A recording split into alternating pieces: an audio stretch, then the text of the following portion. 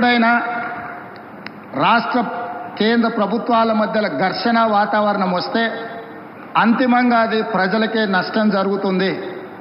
రాజకీయాలు ఎన్నికల సమయంలోనే, ఎన్నికలు ముగిసిన తర్వాత విఘ్నులైన ఎన్నికైన ప్రజాప్రతినిధులు కేంద్ర సహకారంతో రాష్ట్రం యొక్క అభివృద్ధి కోసం కృషి చేయాలి తప్ప పదే పదే కేంద్ర ప్రభుత్వంతో ఘర్షణాత్మకమైన వైఖరి తీసుకుంటే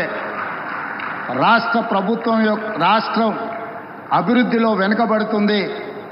ఈ అంశాలని పరిగణలోకి తీసుకొని మా ప్రభుత్వం ఏర్పడిన వెంబడే ప్రధానమంత్రి గారు సమయం తీసుకొని రాష్ట్రంలో 2014 పునర్విభజన చట్టంలో పొందుపరిచిన అంశాలనే కాకుండా రాష్ట్ర అభివృద్ధికి సంబంధించిన చాలా విషయాలు ప్రధానమంత్రి గారి దృష్టికి తీసుకెళ్ళినాము.